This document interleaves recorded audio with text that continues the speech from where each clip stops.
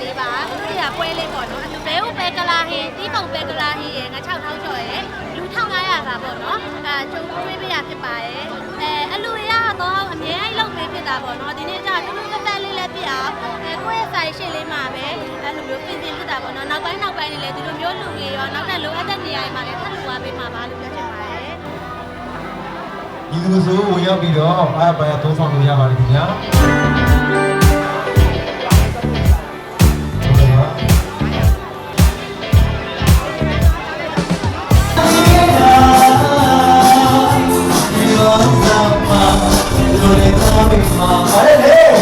ဒီလိုပါလေခင်ဗျာ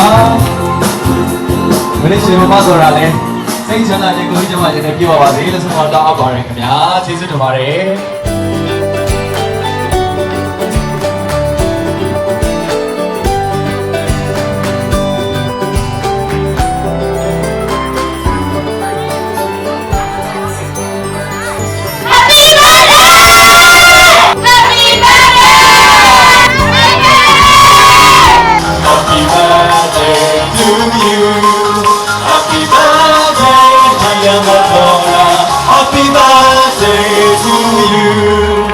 အားလုံးလည်းဘုရားဒီနေ့ကြီးကျယ်နေပါဦးခင်ဗျာ